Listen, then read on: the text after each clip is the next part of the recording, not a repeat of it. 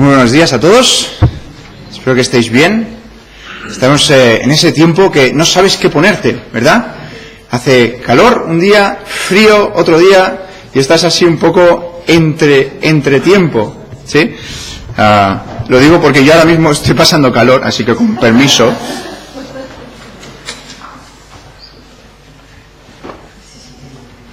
Y así también podéis apreciar mi camisa nueva. Es broma, es nueva, pero es broma. Muy bien, pues damos la bienvenida a estos dos hermanos que están aquí con nosotros también. No sé si, ¿de dónde sois? De los que estáis aquí visitándonos, sí. Somos colombianos. Colombianos, muy bien. De Bogotá, pues mucho gusto.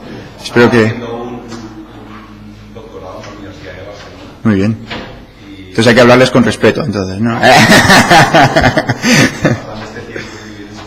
Muy bien. ¿Cuánto tiempo están aquí? Vamos 10 días y nos vamos ya el martes. Muy bien. Pues mucho gusto de tenerlos entre nosotros hoy y esperamos que disfruten de este tiempo. Pues sin más, nos vamos a Primera de Juan y vamos a abrir ahí nuestras Biblias. En Primera de Juan,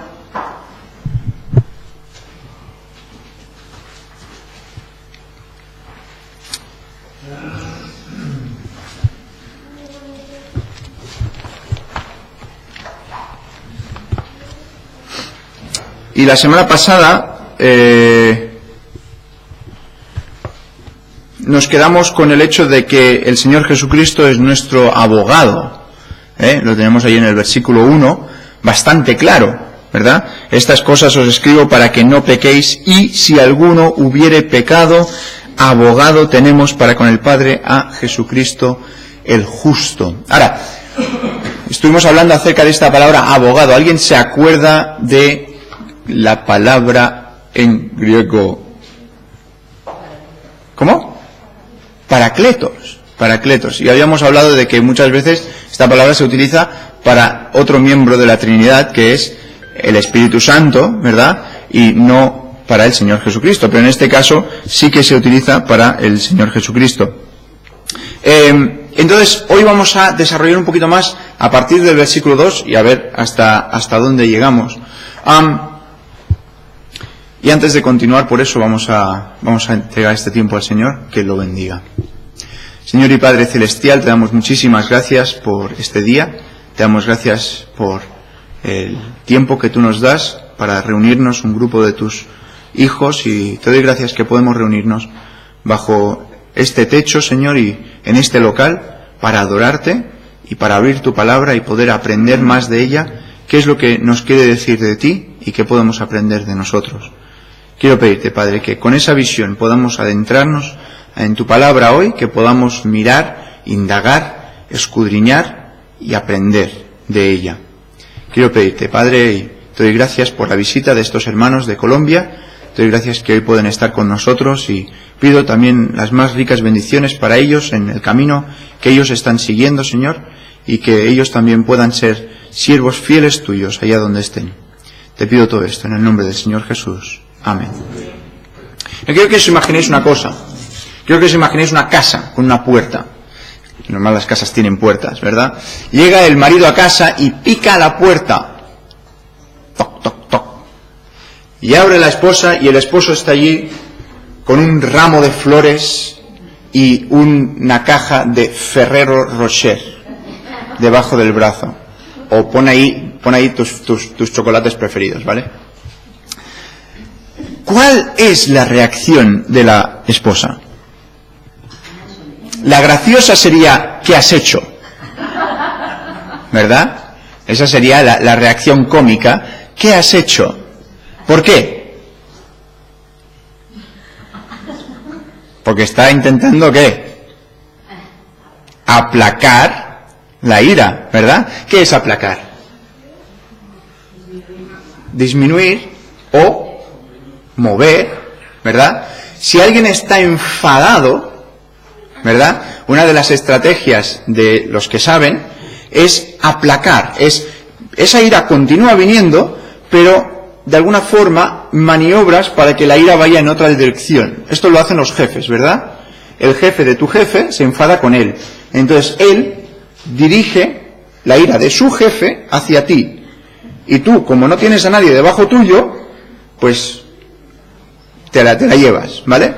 Eso nos pasa, creo que a todos, ¿verdad?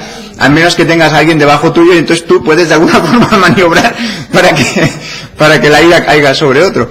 Eso se llama aplacar, es mover o desplazar o un cambio de ubicación. Ahora, en este versículo, en el versículo 2 del capítulo 2, tenemos aquí que nos dice: y Él es la propiciación por nuestros pecados. Y mi pregunta es, ¿quién es Él? ¿De quién está hablando?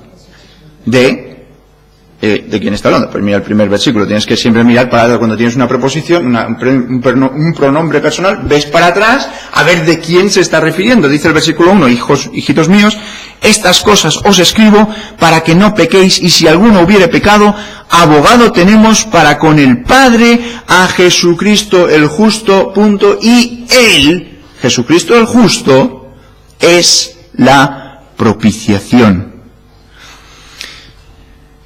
Ahora, no solamente está Jesucristo el justo siendo un abogado, no está hablando a favor tuyo, no solamente como si fuera poco, sino que Él está allí defendiéndote como el justo, como quien no hay ninguna tacha, no hay ningún elemento negativo en Él. Esto es importante, porque si hubiera alguna tacha, alguna cosa negativa, podría ser fuente de desacreditación. Si hay algo que está mal, pues entonces pueden señalarle a Jesús, que no es el caso, pero podrían señalarle a Jesús y decir, es que este abogado que tienes es un mal abogado. Tú imagínate que te coges un abogado y tiene antecedentes penales. ¿Qué clase de abogado es, no? No, con experiencia. A lo que me refiero es, no sería una persona de confianza, no sería alguien con quien podrías decir, plenamente estoy convencido y doy completamente mi caso a Jesús. Pero es que no es solamente eso, sino que dice, Él es nuestro abogado, persona justa que es, Él es nuestro abogado, pero dice en el versículo 2, y Él es nuestra propiciación. Ahora, la palabra que utiliza aquí es hilasmos. Viene de hilaskomai y se usa solamente en Primera de Juan al Señor Jesucristo para hablar de esta obra que hace. El concepto es el concepto en el que hemos comenzado, es el de aplacar. Se usa en el griego clásico, no en la Biblia, sino en el griego clásico, como para un sacrificio que se hace para los dioses para aplacar su ira, para intentar convencerles de que no tienen que ser justos o injustos, en el caso que se dé, y tener ira hacia el receptor supuesto. Ellos hacían sacrificios para intentar aplacar, para intentar menguar, para intentar que esa ira fuera a otra parte. Eran los sacrificios cruentos, los sacrificios con muerte. Entonces, cuando Juan utiliza, aquí en Primera de Juan, utiliza esta palabra, hilaskomai, claro, los que sabían, los que sabían griego, que eran los que estaban leyendo aquí la carta, ellos decían, o sea, como aquellos que dicen en la literatura o en los que intentan hacer sacrificios para intentar aplacar la ira. Claro, a nosotros no nos dice eso. Y de hecho la palabra propiciación, lo más seguro tendríamos que buscarla en el diccionario, ¿verdad? Es decir, ¿esto qué es de propiciación? Nosotros porque quizás la tenemos un poquito más en nuestro vocabulario, pero una persona que viene de fuera dice, propiciación, ¿qué es eso? Pues básicamente es buscar de alguna forma cómo aplacar, cómo apaciguar la ira de Dios. Ahora, dejadme preguntaros una cosa. ¿Qué aplaca la ira de Dios? Es para que la respondáis, No es una pregunta. ¿Qué aplaca la ira de Dios? ¿Qué aplaca la ira de Dios? ¿Qué es lo que hace que Dios ya no tenga una ira contigo? El sacrificio de Cristo. Vamos a decirlo todos juntos. El sacrificio de Cristo. Vamos a decirlo todos juntos. 1, 2 y 3. El sacrificio de Cristo. ¿Por qué? No hay ninguna otra cosa que pueda aplacar la ira de Dios.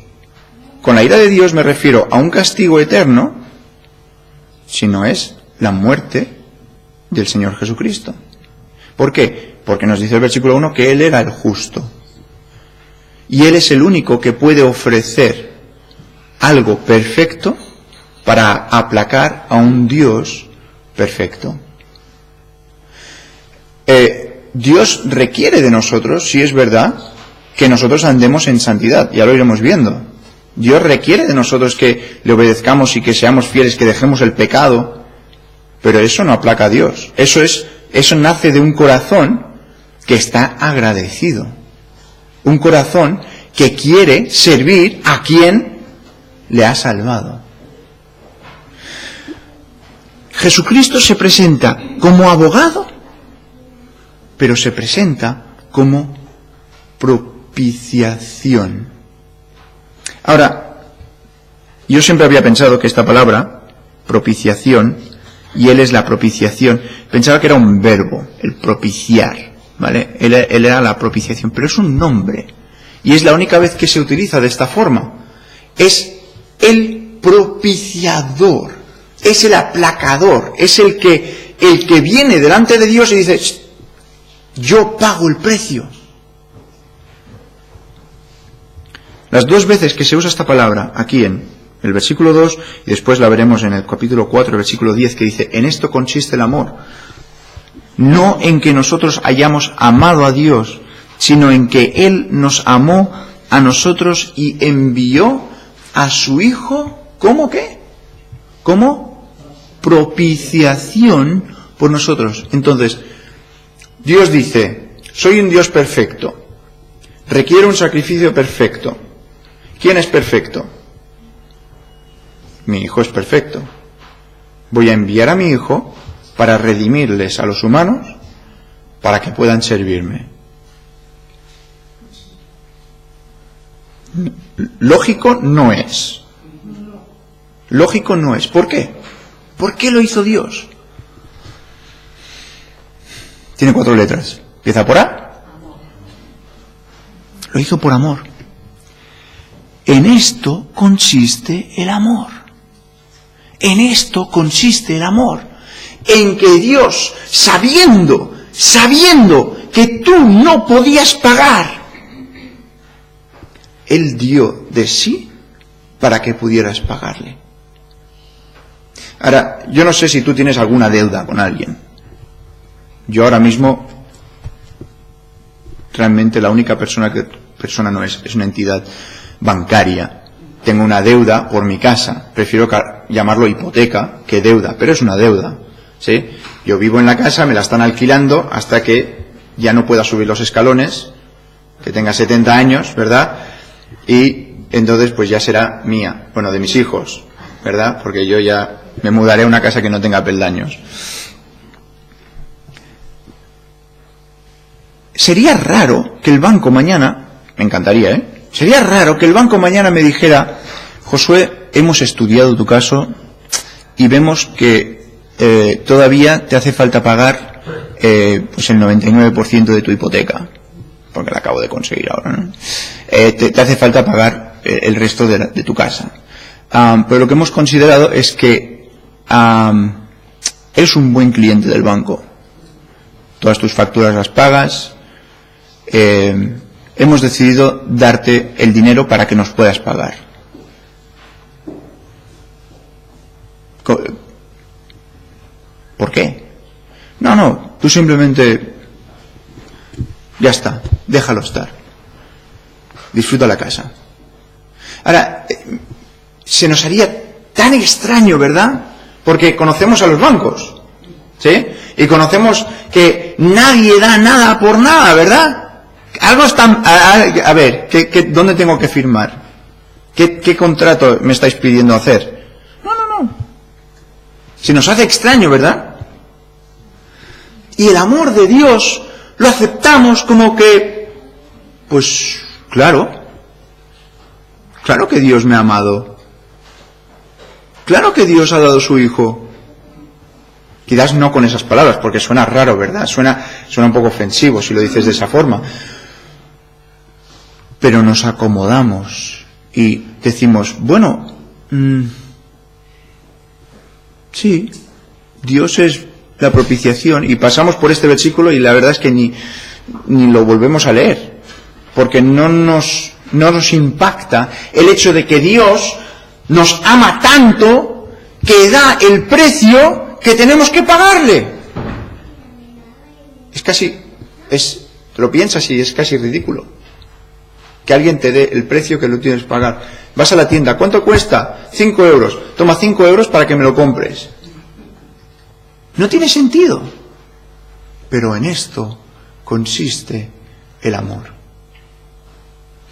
Ahora, os animo a hacer un análisis de amor en 1 Corintios 13. Cuando digo análisis, quiero decir a profundizar, sacar la pala y excavar un poquito. Es impresionante. Es impresionante. ¿Os dais cuenta de que Pablo habla más elevado del amor que de la fe? ¿Te das cuenta?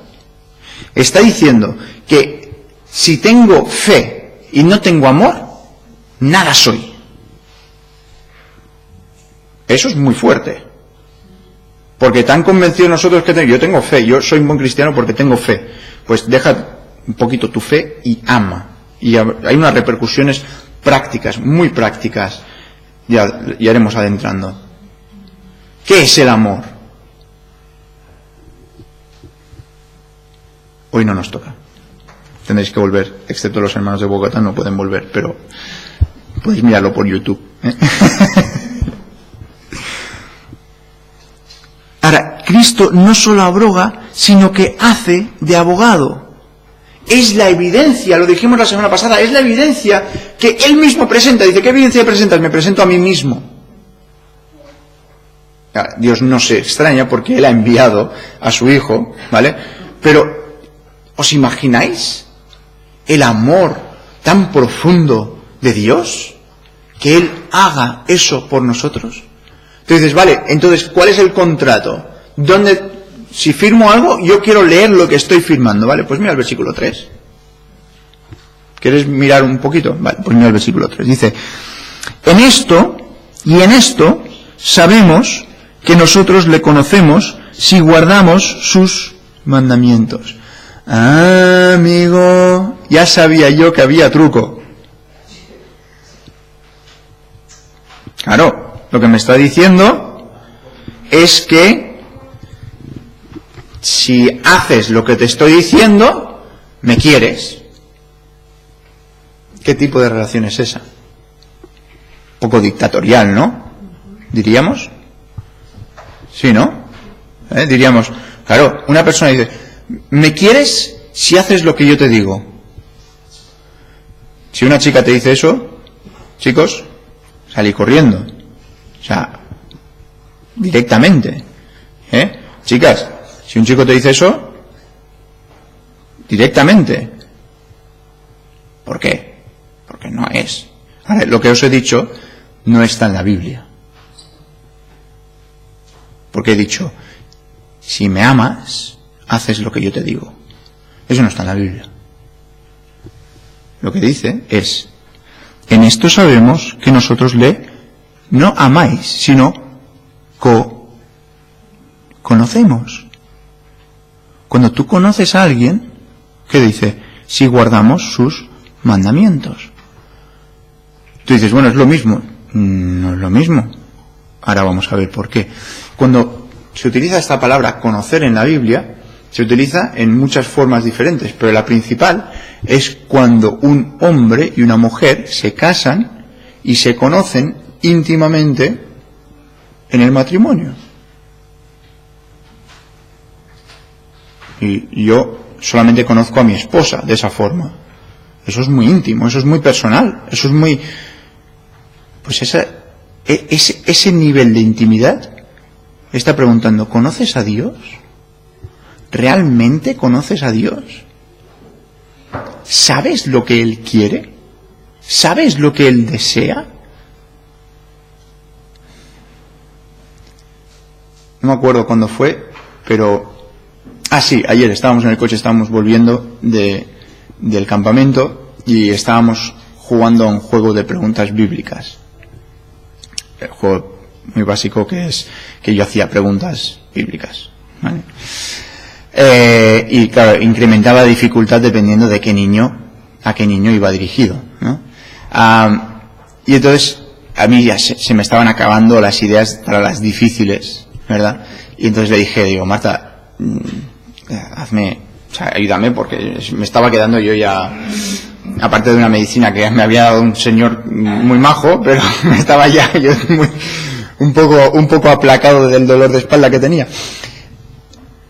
Y Marta dijo, yo estaba pensando, ¿cuál fue el nombre de la primera esposa de David? Estaba pensando yo, esta sería una buena para la Jamie. Y entonces ella dice, ¿cuál era el nombre de la primera esposa de David? Y me la quedé mirando.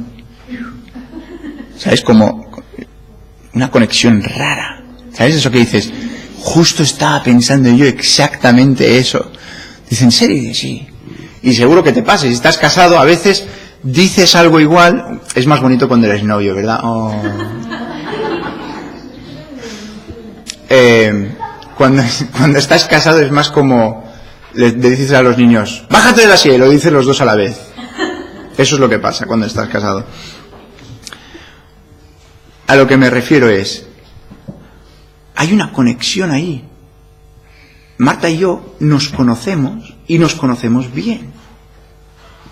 Y cuando a veces ella dice algo y yo puedo acabar sus frases, o ella sabe exactamente lo que me hace falta, a mí es que a veces es como una maravilla que dices, Señor, ¿cómo puede ser que ella sepa exactamente lo que me hace falta?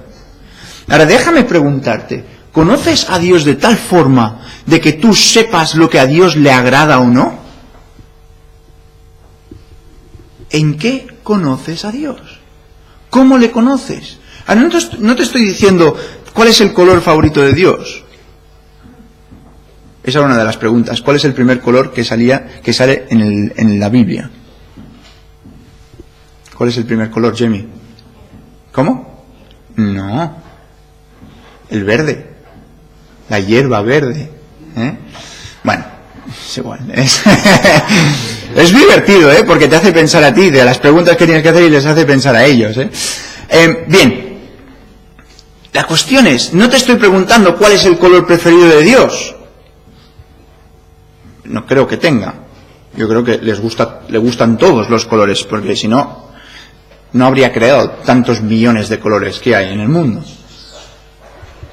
No te estoy preguntando cuál es su comida preferida porque no come.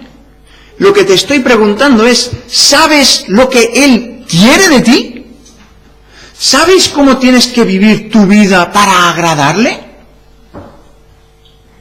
Si estás casado, tú sabes que hay cosas en tu matrimonio que a tu esposa o a tu esposo, por decirlo levemente, le sacan de quicio, le molestan mucho. ¿Sí o no? ¿O soy el único? Creo que no, ¿vale? Porque cuando estás casado, pues estás conviviendo dos personas juntas debajo de un techo y se añaden hijos a la cosa. Eso es un hervidero ahí de... A lo que me refiero es, cuando vives tu vida, das un paso sabiendo que eso es lo que Dios quiere para ti. Cuando vemos este versículo y decimos, dice palabra mandamientos. A mí eso no me gusta. Los mandamientos no me gustan. Bueno, indaga un poquito. Porque ¿sabes lo que es esta palabra? Dice, mandamiento es la palabra enteleo. Enteleo. Ahora, esta palabra es muy importante para nosotros porque, ¿os acordáis? Bueno, significa simplemente una amplificación, ¿vale? Y teleo quiere decir el final o la conclusión de algo. ¿Os acordáis del Señor Jesús cuando estaba en la cruz? ¿Vale? ¿Qué dijo? Sus últimas palabras, ¿cuáles fueron? Consumado es. Esa palabra es tetelestai. ¿Vale? Esa palabra de consumado es tetelestai. Nuestra palabra de ahora es teleoi, que es la misma palabra, pero amplifica, o sea, le ponen terminaciones, los griegos les ponen cosas al final, ¿vale? Para hacer las palabras dependiendo de la persona o del, ¿vale? Pero es la misma palabra, es el final de algo. Ahora, quiero que te tires para atrás un segundito. Entonces, la idea de esto es una regla que tiene el punto de mira, o sea, la idea detrás de esa regla es el final. No está mirando tanto la regla o el hecho de que tú la cumplas, sino el por qué. ¿Qué va a haber en tu vida al final cuando tú has seguido lo que dice esa norma? Por ejemplo, si tú decides comer, voy a coger al Tito como mi ejemplo, ¿vale? El Tito come mucha fruta, o comía, supongo que sigue comiendo. Come mucha fruta y está más sano, ¿vale? Ahora, si tú decides, voy a comer 5 piezas de fruta, voy a dejar al lado chocolate, qué lástima, voy a dejar de lado la bollería, qué lástima, y peor de todo, los donuts. Tú dejas todo eso de lado y dices, voy a imponerme a mí una regla. ¿Por qué? Porque quiero estar sano. Eso es el mandamiento, esa es la palabra en Tolai que tenemos aquí. Estás poniéndote a ti mismo un mandamiento con vistas al fin. Estás poniéndote una regla con una mirada puesta a lo que va a ser después. ¿Sí? Entonces, es algo que se pone en el lugar para mejorar el resultado final. Si tú, vamos a coger este versículo otra vez, dice, y Él es la propiciación por nuestros pecados, y no solamente por los nuestros, sino también por los de todo el mundo. Y en esto sabemos que nosotros le conocemos, si guardamos sus mandamientos. En esto sabemos que le conocemos. Si tú haces lo que te va a ir bien en el futuro. Ahora, si tú sabes que te va a ir bien, a veces te cuesta, ¿verdad? Cuando empiezas una dieta, por ejemplo, a veces te cuesta imponerte a ti mismo ciertas normas. Pero si tienes presente continuamente por qué quiero hacer yo eso, eso te ayuda, ¿no? Quiero hacerlo porque quiero tener una vida sana. Quiero hacerlo porque las razones que tú tengas. Te ayuda. Si vas a estudiar a la universidad, ¿por qué vas a estudiar a la universidad? ¿Porque mis amigos lo hacen? Eso no es un buen motivo. ¿Porque tengo que tener una carrera? ¿Por qué? ¿Por qué estudias? Pues voy a estudiar para poder glorificar a Dios con un trabajo futuro que Él me dé. Y ahora, vas a estudiar con eso y con esa motivación. Ahora, ¿qué está diciendo aquí? Yo quiero conocer a Dios íntimamente. ¿Qué vas a hacer? ¿Qué vas a hacer? ¿Vas a seguir viviendo tu vida como estás viviendo ahora mismo? ¿Vas a seguir, venga, va, domingo otra vez, vamos para la iglesia, tal... Ay, mi Biblia, ¿dónde está? ¿Dónde está mi Biblia? A veces pierdo mi Biblia, ¿eh? No estoy diciendo que eso no pasa. Pero lo que te digo es, ¿dónde la dejé la semana pasada?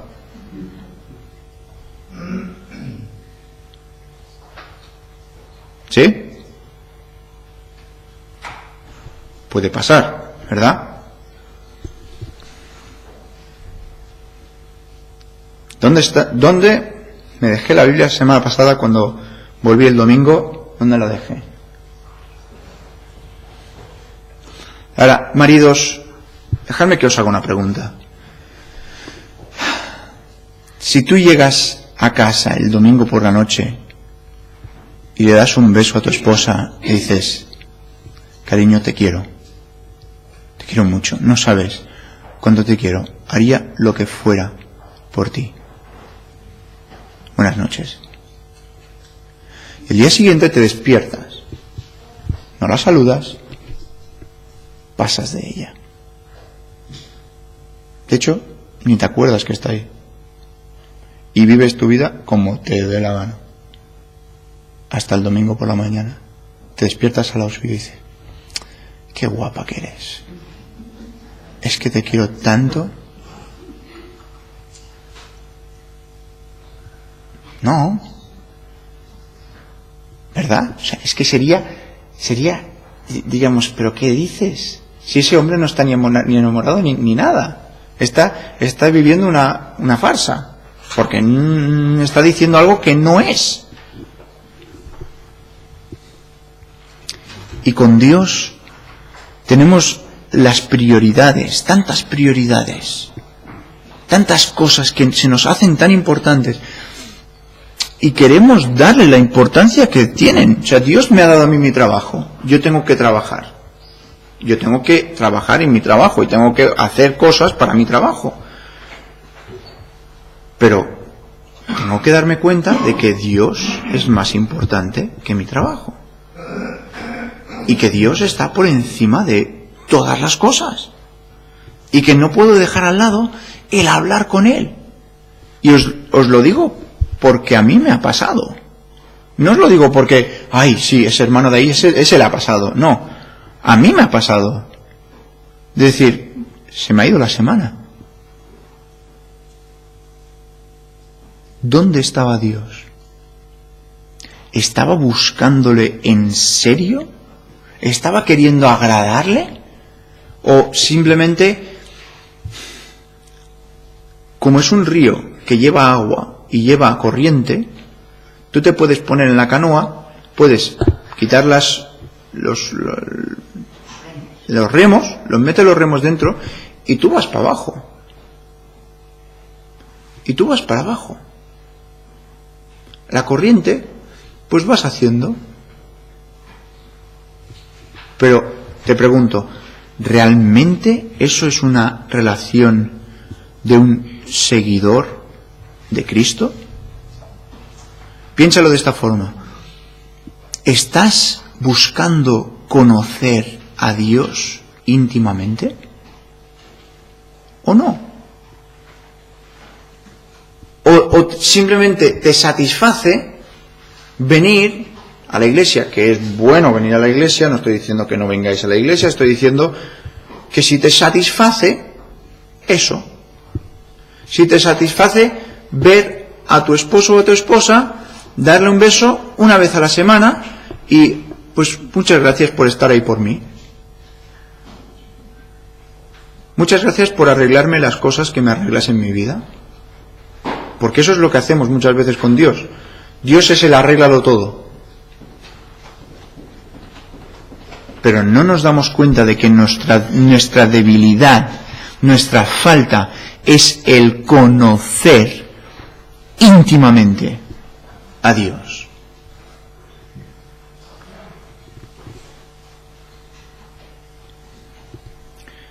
Dios no es un Dios dictatorial. Cuando te dice, sabemos que me conoces si guardas mis mandamientos. Sino al revés, está siendo un padre amante. Porque te está diciendo, mira, esto que te pongo aquí, es porque te va a ir bien al final. Esto que te pongo aquí, es para que no te hagas daño. Esto que tienes aquí, es para que tu vida sea útil.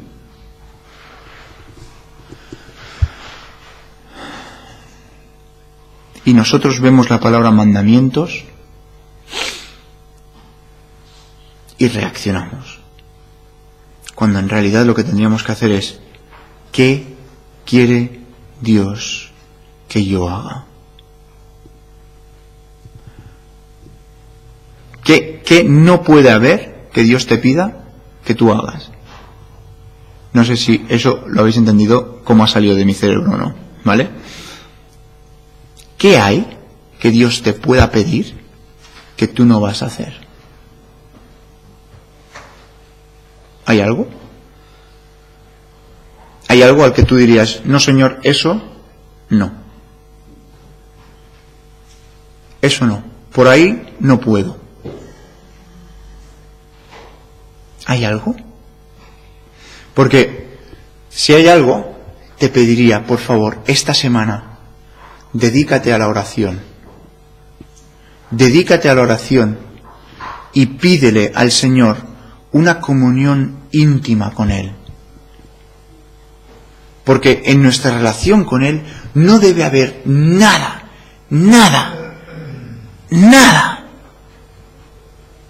que pudiéramos poner como un impedimento. Ahora, 3 hombres vinieron a Jesús en el Nuevo Testamento y le dijeron, ¿qué tengo que hacer para seguirte? ¿Cómo he de seguirte? ¿Qué tengo que hacer para tener la vida eterna? Hubieron 3 hombres que vinieron. ¿Y sabéis de los 3 hombres? ¿Sabéis cuántos le siguieron? Ninguno. Y Jesús fue a uno que estaba sentado en una mesa recaudando dinero. ¿Os acordáis de quién es? ¿De quién es? Mateo. Mateo era publicano. Publicano quiere decir que estaba cogiendo los impuestos de los judíos. Algún día haré una predicación acerca de esto, pero estaba cogiendo los impuestos de los judíos para dárselo a los romanos. Era lo peor, era la escoria de los judíos. Estaba fuera de cualquier tipo de integración social en su pueblo. O sea, ¿queréis hablar de marginado? Mateo. Os lo digo en serio.